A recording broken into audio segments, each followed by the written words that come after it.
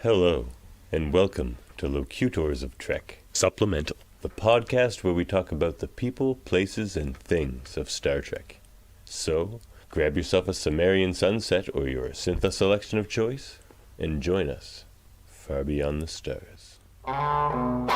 Locutors of Trek.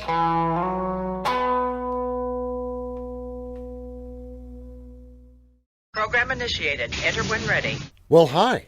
It's me, Dave. And I'm Davan. We are plain simple Tailors and also the Locutors of Trek.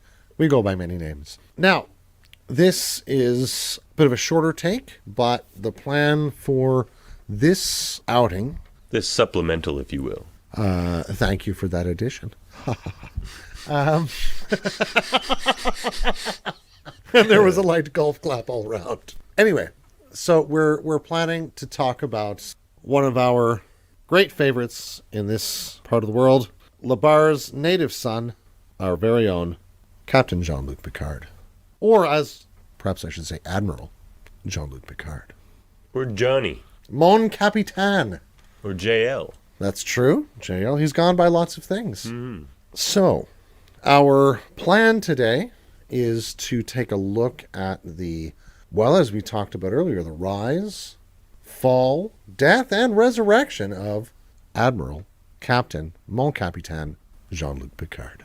Yeah, as you admitted in a previous episode in one of our lists, your favorite character He's in my all captain. of Star Trek. So I thought we could maybe start off with, what is your favorite thing about Jean-Luc Picard? Oh, goodness me. Not to put you on the spot right off the start. Probably my very favorite thing about Jean-Luc Picard is his sense of gravitas. You know, that sense of the depth of the present moment that he seems to carry about with him, you know, and I think in many ways that's inflected by, you know, the man of letters that we learn that he is, and also the archaeologist that we learn that he is. You know, I think in some sense his interest in the past, not only of Earth, but of many worlds, informs his sense of how decisive the present moment is. And you can see that over and over again in the way his character is present to the moment with sort of everything that he is. So I suppose we should discuss the rise of Jean-Luc Picard. Sure. So, for the facts of the matter, the sort of tail of the tape, as it were, Jean-Luc Picard was born July 13th, 2305, in La Barre, in France, on Earth. His mother was Yvette Gessard, and his father, I'm not sure if we ever learned his father's name. Something... Was it Robert as well? I think it was Robert. Okay, because his brother certainly is Robert. I do believe it was Robert. And Marie, his sister-in-law, Renee, his nephew, and he had an aunt, Adele, and a grandmother, I believe. Oh, no, his maman is who he sees in the episode with the Traveler. That's right. It's his mother, who clearly lived to quite an advanced age, as we see her as an elderly French lady. But yeah, he came from a family of... Long enough to disapprove of him joining Starfleet. Certainly, as we know his from the episode Brothers, his father disapproved of Starfleet. As did his brother. Deeply, as did his brother following his father. Roberts don't like Starfleet. That's why you don't see many Lieutenant Bobs. Just Hutch. Call me Hutch. Just Hutch. But yeah, they came from a family of vintners. They'd been making wine in France for who knows how long. You get the impression it goes back a few generations, though. It seems so. Very old, well, even in the Picard series, very old architecture in that like main manor that they live in. Yeah, and you know that's a different part of the property, I suspect, than where Robert was living. Now, I don't know whether we see that because we see that home in the episode Brothers, but that of course had burned down in a fire, which we learn in First Contact. Yeah, I wonder if they would have. Yeah, so interesting. So they must have had this old building on the property, or this is interesting, right? Because it may be possible that French inheritance law was still operative in Picard's day, which would mean that... So current French inheritance law means that it's set up on Napoleonic principles such that from what I understand. The children all inherit a segment. At least all the male children do. The widow legally is not in a very favorable category unless Picard something's had directly this willed. manor. And So I Robert wonder had the- if these wouldn't have been homes they may have had built on the family property or that were already pre-existent, that they decided, well, Jean-Luc can maybe stay in the guest house if he comes by, but That makes a it lot hasn't of been open sense. for years. It may be something that like he'd Jean-Luc want opened to up be after he polite to came stay home. with them in their house, right? Sure. And they probably weren't taking care of his place. Yeah, how often had he ever been there? He'd Yeah. been away for 25 years, I think, or something, hadn't he? He'd been away for an enormously long time without really ever coming home for a long stretch. And as you see in Brothers, Robert basically lives in the grape fields. He lives in with the vines. Like Pretty much. that house is just sitting in the grape fields. I mean, so is the other one because he just looks out off his balcony. Yeah. But those just seem to be a bit newer. Well, and if Like, you those if- look like fresh fields, whereas those other ones were more like established vines. And it's interesting. That's the way French fields are very often set up. If you drive through the French countryside, particularly in the north, and maybe not as much in the south, I'm not sure, but in the north you find these huge tracts of farmland and these small villages where many of the farmhouses are actually circumscribed by a wall, brick walls even now, but that pattern of architecture has persisted for an awfully long time. So I wonder if, this might not be a replanting or a planting after the fire. This may be, or maybe it's Jean-Luc's part of the vineyard, and that's what he's actually taking care of. You never know. Although we see a lot of robot cultivation and automated care being taken of the vineyard itself, he seems to also take a personal hand in it. Him, 2 Romulans, and robots, it seems like. And don't forget Number one. that beautiful, beautiful dog. Oh man, I'm a sucker for dogs. He is such a good boy. I think I literally said that the first time I saw him on screen. It's like, oh, that's a good boy. So you go. Good successor to Porthos as the Star Trek dog. Oh yeah, yeah. Porthos, the cheese lover. Also a good boy. Yes, very good boy, and probably a more appropriate size of dog for a starship. Let's be honest. I agree. And more nimble. Yeah. So, moving on from, French inheritance law of the 20th century. And vineyards. Young Jean-Luc makes his way through school and through much of his early life working to excel academically and athletically because he loves spaceships and Starfleet. And, I didn't want to be another one in the line of vintners. Precisely. I think he probably recognized fairly early on that Robert was going to take that on pretty handily. But his father was not happy about that. No. And it caused problems between them. Takes 2 Picards to run a vineyard. Right. That sounded more Italian to me. That was a terrible impression. Southern France, pretty close to Italy. But anyway.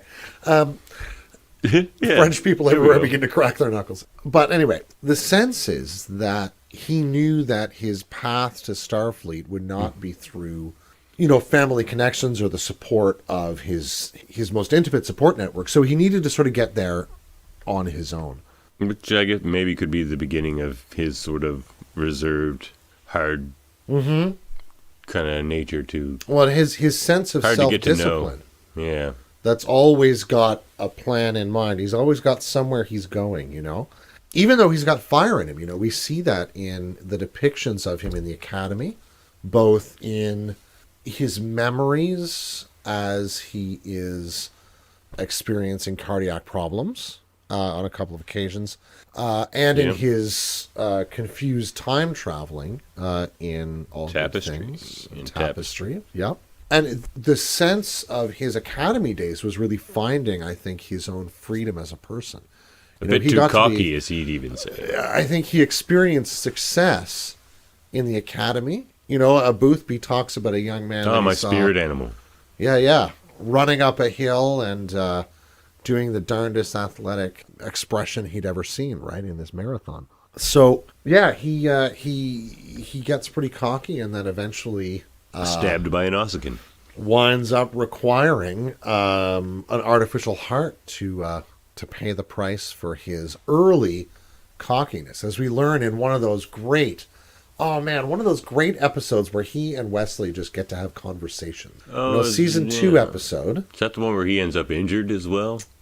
He has to go get a replacement heart. Oh yeah, that one. Because his prosthetic That's where we find failing. out he doesn't have a real heart. Exactly. Yeah.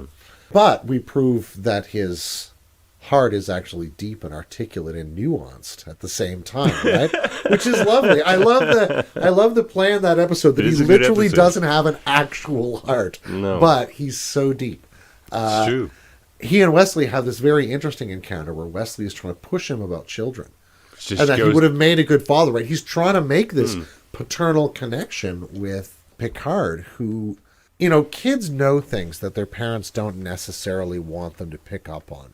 And I'm absolutely sure that Wesley, from the very first episode, knew, the way his mom's breath catches in the turbo lift as he's about to step on the bridge, that there's something going on there between her and that guy that brought Dad's body home. There's just some... whatever it is, there's some vibrational wavelength they're on that he as her kid just is sort of aware of but may not understand, But it puts him in this paternal mode toward Picard from very early on. Yeah.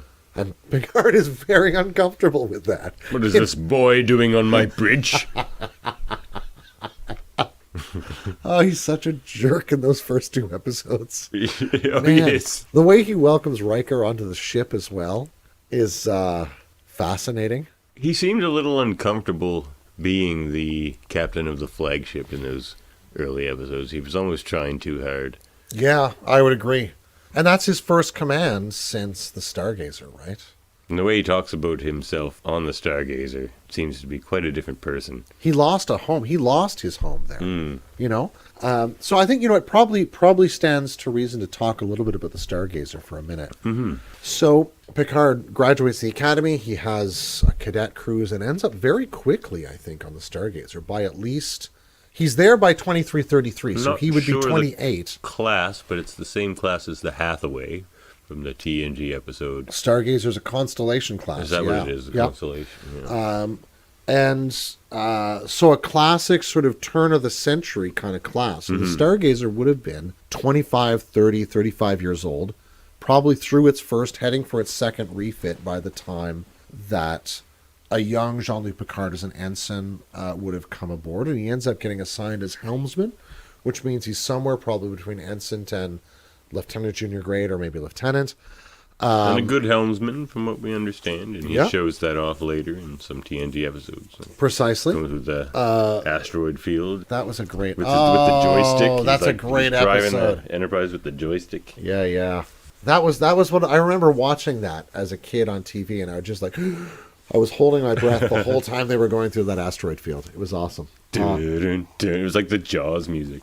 Oh, it was great. The asteroid is the shark. That was good suspense. When you still had to wait a week for the new episode every week. We just dated ourselves again. Anyway. For a season to see if Picard's still aboard. That's true. Just wait for the whole summer. Don't worry about it. Oh, man. Yeah. He's probably fine. We probably didn't just blow him up. It'll be okay. I mean, we're still in contract negotiations, but I'm sure he's fine. But, so in 2333, during an engagement, the command crew on the bridge of the Stargazer were casualties. And a young Jean-Luc Picard jumped into the command seat and got the ship out of harm's way and to safety. This resulted in him being one of the youngest officers in Starfleet to ever be given command of a vessel. Now, this is an interesting point. It may sound, first of all, like it says that Jean-Luc Picard is the youngest person to ever become a Starfleet captain. And while, yes, that's true, it's not likely that he attained the rank of captain. There's an old naval tradition, which certainly was true from the British Navy Battlefield promotion. Of battlefield promotion, but also that anyone in command of a ship, independent of their actual naval rank, is still called captain because they're the captain of the darn boat. Oh, like when Nog says the chief, so if everybody else died, I would be called captain? Exactly. He's like, yes, Nog, but there'll be no one left to call you it. It's a bit of a Pyrrhic victory. Exactly. So This is Captain Nog alone on the Defiant. look out. So this is how Picard got command of the Stargazer, and he remained in command of that vessel for the next 22 years. Was it 22 years? 22 years till. Wow. That's got to be a long tenure on any ship. I mean, for it's a any long captain. time, right? And he's in command the whole time, rising from one assumes lieutenant commander to captain, right? All the he got a adventures they promotion to must have had commander in very those quickly. 22 years on the Stargazer. Right? Mm. This was a scientific research and patrol vessel, much like others. It had a lot of shuttle bays, so it had a number of mission profiles it could have performed. And I think it was also involved in some of the Cardassian border wars, if you recall correctly. Or if I remember rightly, anyway. And then in 2355, it's the Battle of Maxia. Oh, right, the Battle of Maxia. Yeah. Where a single Ferengi ship sneaks up on the Stargazer, launches a deadly salvo, mortally wounding the vessel. And our hero, Jean-Luc Picard, murders the son of Damon Bach in cold blood. As Damon Bach would have said, yes. And in fact does try to say. Damn you, Picard. Picard loses the ship but saves the vast majority of the crew. And they're in space, I think in shuttlecraft and escape pods for something like 7 weeks before a Federation science ship picks up a faint signal and rescues them. Now after this, That is what they taught us on Ferenginar. well, it's from their perspective, I'm sure it's a quite correct account, at least according to their interests. So Picard is court-martialed Interest? How much? by an old friend of his, who we meet in the season 2 episode Measure of a Man. Measure of a Man. One of my favorites. Well, wonderful episode. And that continues. Good Riker episode as well, and good Data episode. Indeed. And so the legal advocate there, the JAG officer, Philippa. is the officer who had been his prosecutor during the court-martial Because he was court-martialed, that's right. after the loss of the Stargazer. And she came at him pretty hard, as he says. She did. Just doing her job. And it seems as though this led to some kind of period of inactivity in Starfleet for Picard. Mm-hmm. Because there is a period between 2355. But he wasn't court-martialed. Well, he wasn't let go from Starfleet as far as we know. But the gap in years between 2355 and 2364, when Picard takes command of the Enterprise, remains as a relative blank, save in some novels and other things which have explored this in sort of non-televised, non-filmic treatments. I would love to see some flashback material, Paging Picard season 2. Yeah, the Stargazer stuff. That would be great. Stargazer, or even those years in between. Or the years in between. The sense of those years adrift from Starfleet or from his duties as an officer would be very, very interesting. Yeah. Be some interesting characters there we've never met, too. Oh, I think so, yeah. And Guinan. We do that know may be Guinan's where- going to be in season 2 or so. That may be where they got to know each other. We don't know. And Again. in Measure of For a the Man, first time. speaking of the Picard series as well, Measure of the Man is kind of the first episode that really starts to develop the relationship between Picard and Data on more of a deeper level, where he chooses him as his advocate. Mm-hmm. Well, no, I guess he's forced to be his advocate as the captain, but I think he really appreciated just the words he was speaking. He said a lot of nice things about Data's existence and. Well, and that he cut to the ethical point, which was the creation of manufactured slave race. That and how they're out to seek new life, and there it is. He's like, there it sits. He's like, we're out here seeking new life, and now we're here in court to see if we can just take it apart. He always had this kind of golden ideal of what Starfleet was. Absolutely. Yeah, he understood the logic of Starfleet's existence and lived very directly by that logic. And I think found it confusing, sometimes challenging, baffling, and sometimes, frankly, appalling when Starfleet or other Starfleet officers didn't seem to share that understanding of what Starfleet was and what it was about. You know, his sense of what Starfleet is different than, say, Ben Sisko's shorthand, which he calls the uniform. You know, you betrayed the uniform, he'll say to Eddington. Whereas Picard will say Starfleet. Picard talks about Starfleet Or the as a Federation kind of sometimes. reality that is a real sort of embodied ideal for him. You know, it's embodied in every Starfleet officer, and they need to be living into that reality, just as he does. That's what he expects on his ship. You know, as we said in the Academy years and even his early years on the Stargazer, and probably going forward on the Stargazer, we don't know. He was always someone who was a high achiever and tried really hard, and it wasn't just a fluke. Like, Picard tries hard, as we see in a lot of episodes. Yeah, he has a deep Like his sincerity will to and his his belief. determination and dedication. Like, he doesn't spend a lot of time on the holodeck or anything. It's just the job, you know. He tries hard. He does like a good Dixon Hill story from time to He likes time, and a little bit of Dixon Hill Shakespeare. story, a little bit of Shakespeare. But, That's true. That's true. That, again, he'll remark that it's an infrequent pleasure. You know? He doesn't hang out in 10 forward. Not very Not often. often we see him in down He in goes 10 to 10 forward generally to see Guinan. Yeah. And he doesn't even tend to fraternize with the crew all that much. Right? It takes him being possessed by an alien to join the crew's poker game. You know? So it's a... Dude, he love that leads in scene. some ways a very lonely existence, but also a sort of singularly driven existence. Mm-hmm. And so I think it stands out that the relationships like Galen or Guinan or Vosh and some others that he does form over the series, those really stick out as peculiar associations he's made. Well, and that makes sense for why Galen felt so betrayed by Jean-Luc, because Jean-Luc, as he does, he embraces the moment. He would have just been all in. He would have been so all in on this archaeology, where Galen was just like, this is it. Who could be more all in than this kid? You know? Yeah.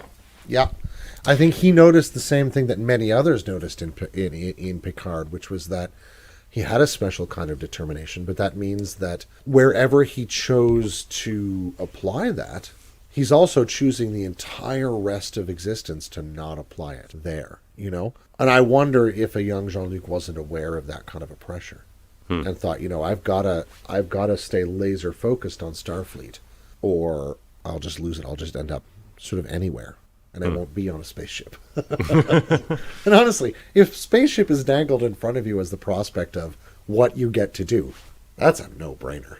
Yeah. Spaceship. Well, as he said to Galen, he's like, I can't just leave the Enterprise and come back. It doesn't work like that. Yeah. And I can't leave the Enterprise. That's crazy. Yeah, that's nuts. Like, he even tells Beverly, she's just like, oh, you're worried or you have regret. You can't go with him? And he's just like, well, no, not really. Now, speaking of relationships, that is one of the relationships I found most rewarding to watch on TNG. They really seem to have, like, their relationship grows and deepens in ways that always have that, like, they both know they'll never not be attracted to each other.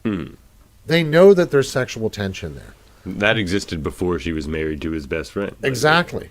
And from what, season 1, episode 4, which I think is the drunken virus carbon sugar chain episode. Oh, yeah.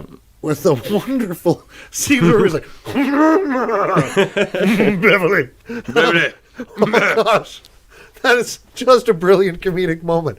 But yeah, they recognize this about each other, and it's one of the things that keeps them, in a certain sense, coming back to each other, but also the fact that they just really deeply enjoy each other as human beings on levels that aren't unrelated to, but they're not determined by that erotic level. You know, they enjoy their breakfasts, they enjoy conversation together, they enjoy all of those things that you build a real solid friendship out of, that they decide not to explore that while they're on the same ship together. I think testifies to the fact that they're both committed Starfleet officers, but also that they're just real grown-ups. Yeah. And they kind of meet each other in really grown-up ways. Yeah. They sort of have this barrier they put up between each other, which ends up, like, confusing breakfast even, because they can't even tell each other that they don't like the same kind of breakfast. Oh, that's a great moment. She'd rather just have coffee and croissant, right? He's like, yeah, that would be much better than Andorian spice cake or whatever we're eating right now. I just want my croissant. I just want coffee, and I mean that's a croissant more than Janeway would have for breakfast. That's true. Just coffee. Just coffee. Just coffee. Maybe some vegetable bouillon if I'm I'm sure hungry. Neelix just snuck protein into her coffee at various Something. points. Yeah, he was Keep definitely the woman slipping or walking something. and standing. Yeah. So here's an interesting question for me. Where would you date the beginning of the fall of Jean-Luc Picard? Locutors of Borg. Okay, I'm glad we're agreed. Yeah. I was going to say Wolf 359 is for me where that, or I would say the Whatever, moment the he was nebula- assimilated. The moment he was Yeah. assimilated. yeah, And he loses. It's the first time Jean-Luc Picard doesn't have full control over Jean-Luc Picard. yeah. And of all the people we've seen in Star Trek, he likes that the least. Because a lot of people get yeah. mind controlled and possessed by different things in Star Trek and kind of just move on. But not Jean-Luc Picard. That messes he- with him unbelievably. He just feels like he fails himself. He fails his crew. He fails the Starfleet. He fails humanity. He just takes it on every level. Well, and I think his I mean, he did a lot of damage, to be fair. Sure. 11,000 officers in less than an hour, right? For someone who loves Starfleet so much, like, That's brutal. That's just brutal, right? 39 of the best ships they had. Yeah, I mean the sight of him lying Jennifer in Sisko. the mud. Jennifer Sisko, exactly, and the Kyushu. the NCC Kyushu. 6 The gorgeous 5491. Oh my baby. She's a fine ship. She's not fine. She was. Was a fine was a fine ship. Little bit worse for wear now. Will be in the future, hopefully. Well, one hopes. Paramount, call me. The year 2374, call me. That's right. So, yeah, the sight of him covered in mud, having just beaten himself and his brother to a pulp in a vineyard, Great scene. crying, Great they episode. took everything from me. I couldn't stop them. I couldn't do it. You know, his sense of that violation on a juridical, military, personal, political, essential level, you know, is, And I couldn't stop them. He couldn't stop Yeah, them. that's what he said. I couldn't stop them. He's like, Just I wasn't strong enough. He's completely like, I've done overpowered. all this time. I was always the best. Always made sure I was the best. I couldn't. And I couldn't stop them. He was just thoroughly. He just felt like Thoroughly everything he ever worked for was like meaningless almost. He's just like, I was training this whole time to not ever have anything like that happen. Yeah. Yeah, the catastrophe had come upon him at that moment. And it revealed in one sense how tiny he was in comparison to this collective, right? There's an ancient and early medieval term that was used for this. There's this great Syrian ancient philosopher named Iamblichus who talks about the oudeneia of the mortal being in the face of the gods, Zeus or Mars or Athena or something like that, in a book called On the Mysteries of the Chaldeans and the Egyptians. And that oudeneia means the relative nothingness, right? And I think Picard really experiences that annihilation, but also that comparative nothingness of the self to the collective. What he really expresses to Robert and what Deanna was feeling the whole time and trying to get across to him Yeah. was that it's going to be a long process. And, you know, and his experience during Chain of Command, I think, was another moment in which Another his just self was amazing cracked episode. wide open, right? And those But that's the experiences...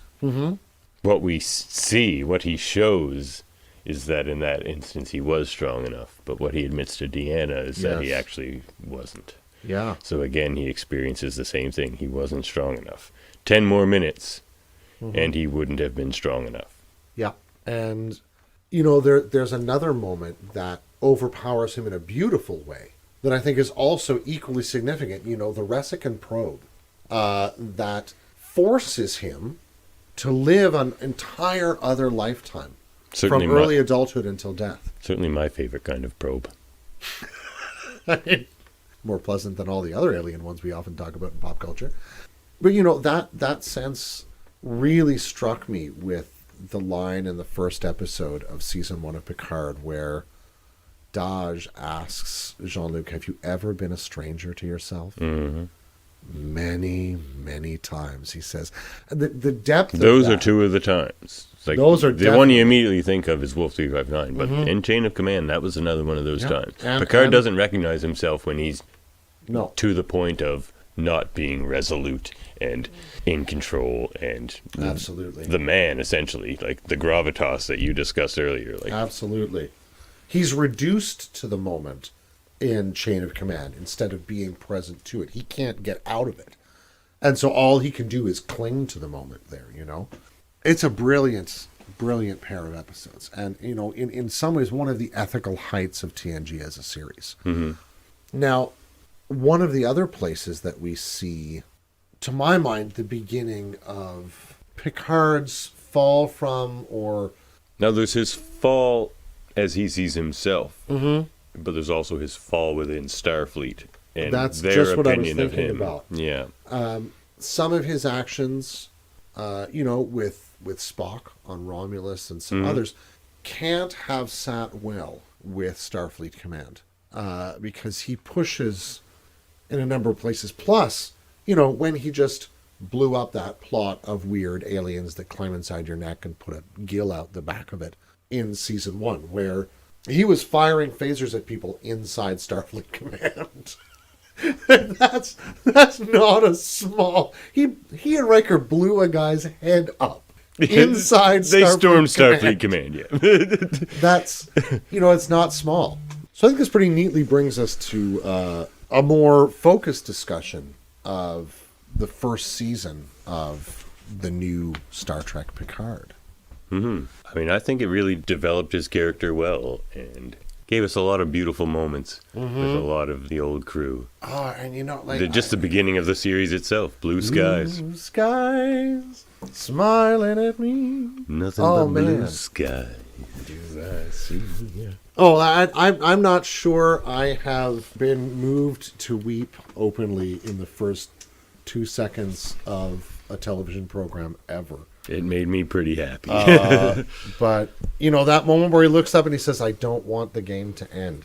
I just like, oh, stab me in the heart. This is brilliant. Yeah, it's true. You're worried because sequels aren't always the best thing, and I had a little nervousness going in, and that opening scene sort of just relaxed. In my many ways, soul very a little reassuring. bit. Yeah, And then that explosion, kaboom! And in a certain way, that was how Picard felt to me in many ways. I thought it was in many ways a brilliant take on a world which had moved on since the late 1980s had attempted to depict the 24th century. You know, that speech that Picard gives in the first episode, where he says, "You have become a stranger to history," was just so beautiful, you know. is that when he's with the not when he's With with the reporter. Oh, I Yeah. loved that scene. You know, that he has a sense that people of his age, having survived, you know, the Dominion, the Klingon Wars, the Romulan War, the Cardassian War, having survived all of this stuff, even repelled the Borg, had become, in a certain sense, mollified by the end of history. And, you know, in many ways, it really recalled me to... Starfleet became more political, Yeah, in not the good way. sure. More about kind of the petty end of politics, keeping certain people happy at the cost of the Romulans. Yeah. And I think, you know, if... Like had it- 6 worlds leaving something as big as the Federation, Yeah. not a big threat, you wouldn't think. You could see why Jean-Luc Picard wouldn't understand that decision. So Yeah. 6 worlds are going to leave if we, like, we don't do- let the Romulans die as a species. Yes. So we do a couple of decades of good diplomacy and we woo them back. Yeah, or a couple know? years. Yeah, they're- right? They'll miss the Federation. Yeah. It's root beer. It's root beer. It's insidious and sweet. But yeah, you know, the wound which the Federation and Picard suffered at Wolf 359 is like a kind of foreshadowing of the wound they suffer on Mars. in a strange way, that it shatters Picard, it shatters his career, it shatters his ideals, and it shatters the Federation's own sense of itself, right? When he's making that speech about the loss of history or the loss of a real historical perspective, he's talking to people who have grown up at once first accepting this android race that was doing all the dirty work, and then accepting shutting them all down and letting outlawing them as a species. Exactly. We determine in measure of a man they're a species, potentially. Right? And where did that decision go in the meantime, right? It's not that we've never seen Where's good Philippa? policy get buried under, political interest before. There's lots of arguments about happening right now around really important issues. But the sense that, as he says, Starfleet decided to slink away. It was no instead longer of, Starfleet. fulfilling its real duty to infinitely diverse life in infinite combinations. There's this parting from its foundational ideals. You mean Romulan lives? No. I mean lives. Lives. Yeah. Which shouldn't have been surprising, you wouldn't think, to somebody in that future, as we have kind of come to know that future. Yeah, and it exposes a sort of a difficult underbelly in that future where propaganda and this sort of normalization of cultural values can be slid in all sorts of directions given the right circumstances, right? And that seems to be definitely what's happened in the Federation of 2399 when we sort of catch up with Jean-Luc Picard. The other side I think we see in Picard is a much more civilian Federation. And we've never really seen that at all, except for drab brown and olive green dressed settlers on random planets. We've not seen an awful lot of civilian life in Star Trek before. At least not Picard dealing with civilian life. Awkward. Awkward. He's not. Where's your uniform? He's not very skilled as that. I don't have a uniform. I'm a civilian. Yeah, the series is wonderful in the sense that, the first 5 episodes really are this progressive dismantling of the historical Picard, the present Picard, the Picard we didn't see in the middle years, by the introduction of Raffi, who has just got to be one of my favorite new characters. I love Raffi. Gosh, Raffi's great. Yeah. Agreed. She's busted up, but she's just amazing. Definitely my favorite new character on that show. And and there's a bunch of good ones. There are that have shown up. There's Agnes. Oh, Agnes Jiraki's just a delight. Chris Rios is. I really enjoy him. The many personalities. The many faces of Rios. His ability to do accents, I think, was wonderfully great actor. He's displayed great. in that season. And I hope those holograms don't go away. I love the cranky Spanish swearing Gunner hologram. He was maybe my favorite of them all. He's pretty good.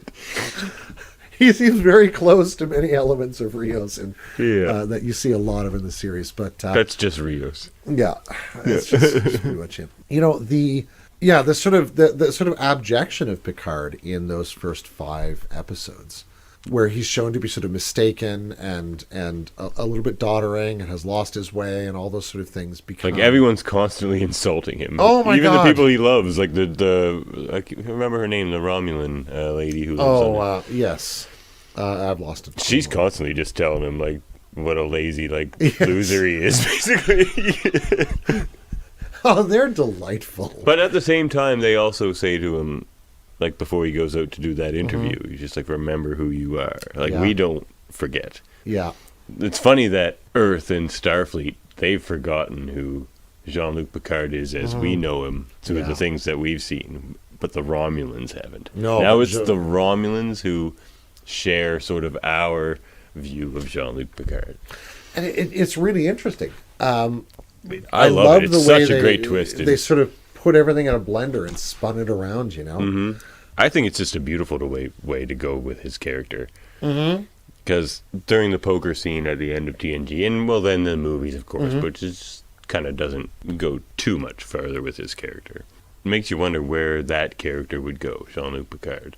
Like, he can't stay on the Enterprise but what would get him off the Enterprise? That moment, like, what gets him off the Enterprise? Yeah. Is it age? Is it what? Because if it's nothing else, it would have ended up being age. I Yeah. can only imagine. I don't think he would have ever relinquished command of a starship. It would have been his, what was it? He gets the, some sort of senility as he gets older, as we see. And in All Good Things, we see that happening. And there is an abnormality in his, do they say his hypothalamus or his thalamus? In Picard. That the gonna kill doctor notes in Picard that will kill him. Was that his doctor on Stargazer? Because they seem to Yes. go way back. That was his doctor on his chief medical officer on the Stargazer. That's cool. I liked that a lot. Because the Stargazer is just such an important period of his life. And So they probably served together for 20 plus years, maybe. Yeah. They've probably been in contact the entire time he's been on the Enterprise. They may well call each other and write letters, right? He may know things about Picard's medical history that Crusher doesn't know, right? Which is interesting. 22 years on a starship. That's a long time to serve together, you Yeah. know. And the uptick for me in the series is, I mean, the moment that I really sort of found that Picard had kind of grabbed me.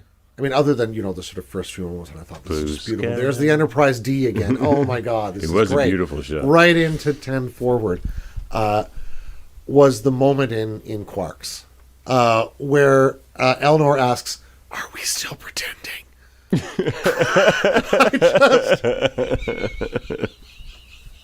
The sort of ludicrous quality of that scene was beautiful. And Picard, mimicking this really awful French accent. Oh, that was amazing. Just classic. I am a bounty hunter. Disgusting. Oh, man, it's just great.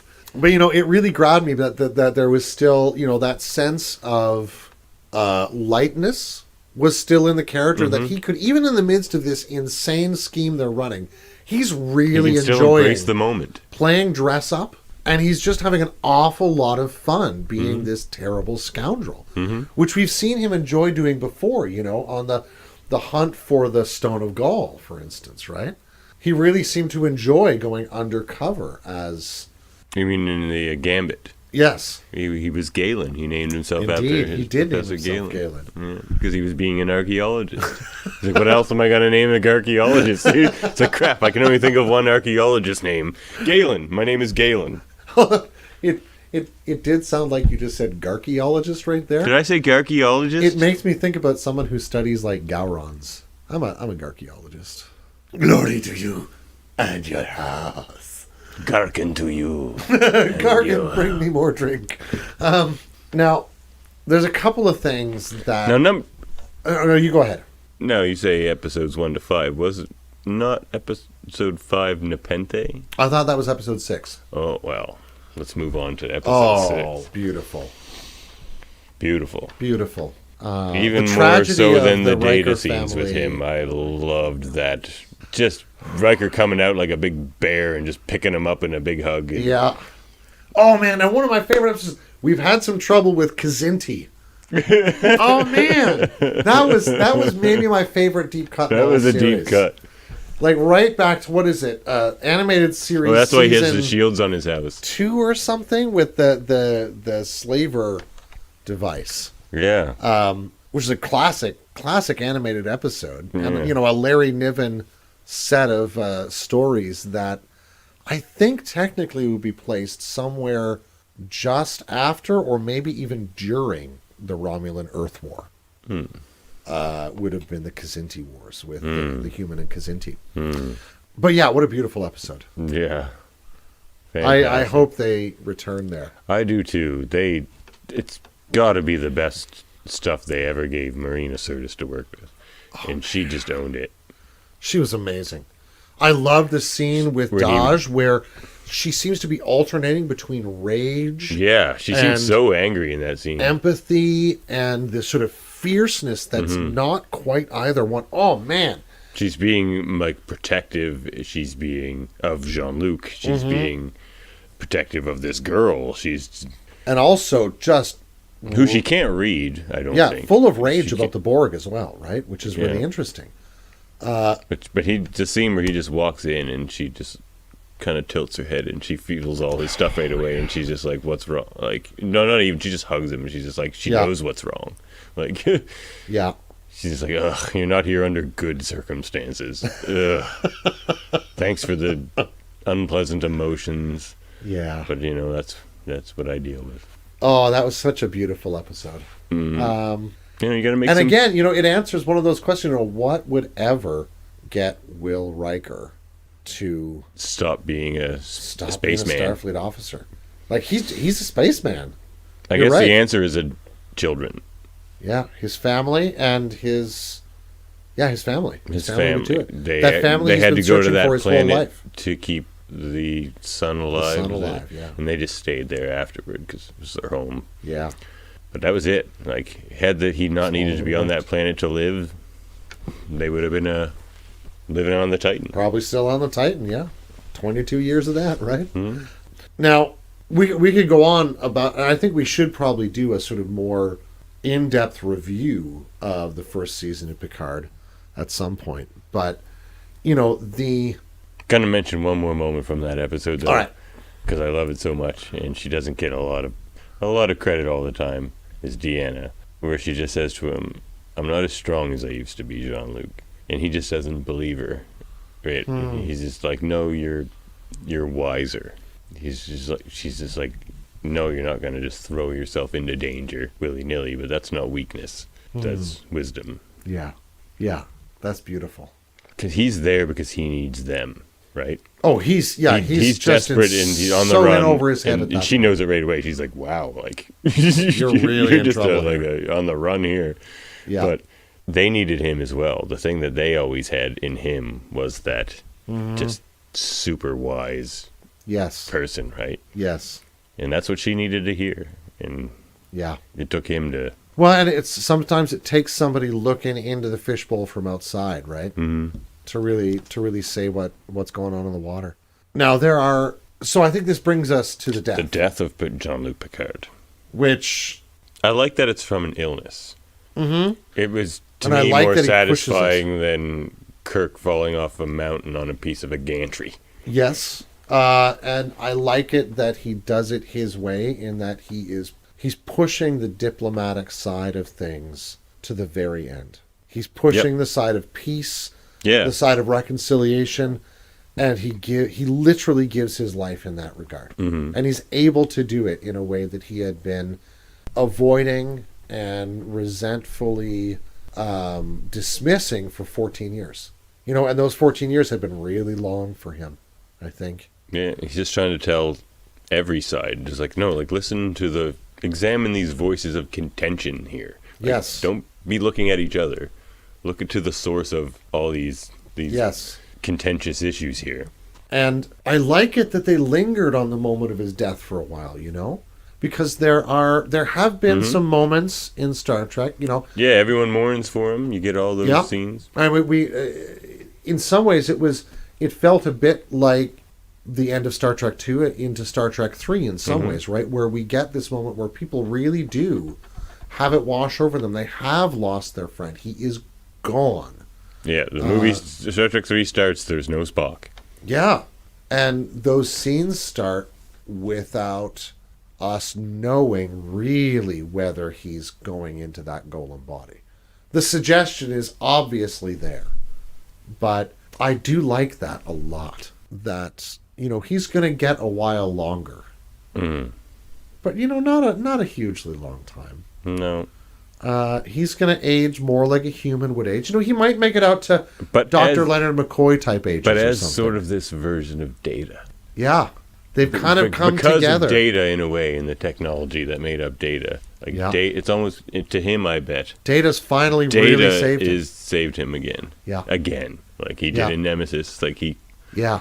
And ultimately that really does treat, I think, Data's character beautifully too, because I think that's the choice that Data would make every time. Data's Every probably the single most time. heroic character in all of Star Trek. He's Like, just it absolutely could be selfless. Jean-Luc Picard, Worf, there's a lot of heroic characters. Kira. Mm-hmm. But I think Data is the one who can, truly selfless. yeah, he can really say, no, it's okay. It's okay that I'm gonna be destroyed. He can just do that mathematical equation, him sacrificing himself for Picard. One or the other, one for one. I have more value for you as my friend than I do for myself because I'm not selfish. And I know it's consistent with my values as a Starfleet officer. Yep, exactly. So, easy decision. Yeah. I'm not sad about this. You shouldn't be either. This was the way it should go. This is good. Yeah, this is good. And that's just lovely. Mm-hmm. And then in the end of the series, Picard gets to save Data in a way. As we see, he's stuck in this limbo that he's not enjoying. He gets to give him what amounts to a good death. And sad. See, now talk about weeping. That's the one that got me. Oh God, that was hard. I was a pretty sniffly mess. But at the same time, I thought, there's not many, particularly science fiction shows, where we deal with death as anything but an evil, And there was something really beautiful in showing both Picard's death as noble and righteous and full of meaning, but also and under Data's. his terms. Yeah. And same with Data's. And I mean, it mirrors that statement in the first episode where he says, Data was all courage, all meaning, I loved that sensibility, and it really is accomplished in the end of that episode, that final episode. And I got the feeling that Data started to believe that his end was going to come alone. And the fact that he did get to die with his friend at his side meant a lot to him. And it just, I think so. It was almost joyful because it's not something he was expecting. Yeah. I think he was just expecting to blink out in that memory bank or wherever he was. That it would just run out at some point. Yeah, I could see that. And if that's how it happened, then that's how it happened. But this is far better. Yeah. And I mean, what can any of us ask but to have our dear ones at our side as we're slipping out of this world, right? And then resurrection. Well, as we said, it's sort of a Data type version of Picard. Yeah. Probably won't get sick because he's an android, but it will eventually run out of power or shut they off. say he'll eventually age out because he's got a kind of pretty fleshy body. But I love it that even in the end of that, as they're sort of finding themselves a little family, and Rafi and Seven are sort of finding their way toward each other, and there's all sorts of things happening that Soji and Picard can find a certain solidarity in that they're both now technically robots, illegal people in the Federation. Yeah, exactly. That's right, robots. Oh man. Hey man, the inventor of the word says it's pronounced robot. We're all doing it wrong. Listen, I'll follow Asimov. Yeah, Picard forever, man. But it'll be interesting to see what happens going forward. I would love. There's lots of folks I'm looking forward to. Now it's like is he going to have weird issues? He's like, now am I a Borg? I'm part machine again? Is he going to have weird? Yeah, I hope it that? doesn't just become a submerged sort of fait accompli in the next season. I really hope they do spend some time. And if Soji's still on La Sirena with them, I think they're going to have to. That's going to show up as a real issue. In some ways, I hope that there's a couple more sort of episodic episodes in the second season. I'd love to see them just sort of land on a weird planet or have an adventure. Yeah. But the tightness of the first season played well, and apart from recasting Bruce Maddox, which honestly, in context, I can totally understand why you would change the look of your face and the sound of your voice and just keep going under another appearance. Makes perfect sense. I don't want to call anybody out on that, but I would have loved to have seen them bring him back. And a couple of other things that I might criticize. Yeah, I think the last episode was probably the least strong. I think it was the most rushed, certainly. Wasn't a huge fan of the CGI octopus. No, I was a huge fan of the CGI flowers. Me too. Man, I love those Oh, let's talk things. about those in our next episode, which is on biology. Oh yeah, we have to. Those were one of the most Star Trek things I've ever seen. Yeah, that's next episode Oh, on that just that delighted me. Oh man, that delighted me no end. one. Yeah. To Yeah. be continued on those. Yeah, to be continued on Me those. and Dave love space flowers. Oh man, space. Yeah, they were so great. But I would have loved to see more ship classes in the Federation fleet that showed up. Yeah, that too, yeah. But I mean, and But these are small things. There is a great YouTube clip online where somebody does that.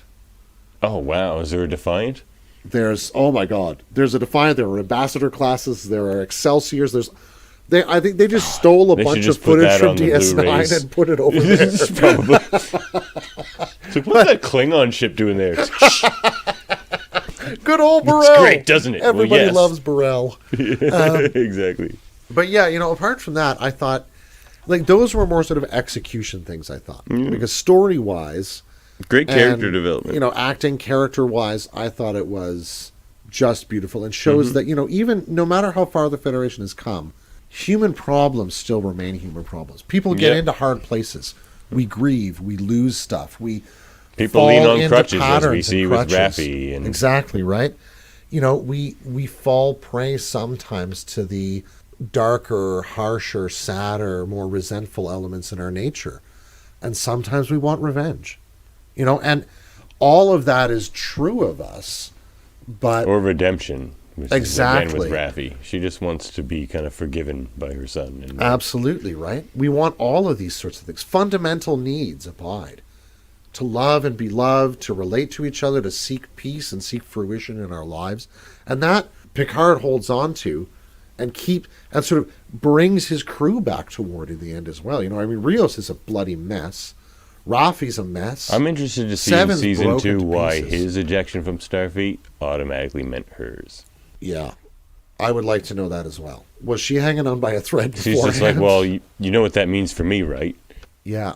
And maybe that's just sort of the vindictive character that Starfleet had developed at that time. Maybe. In the wake of the Mars catastrophe, right?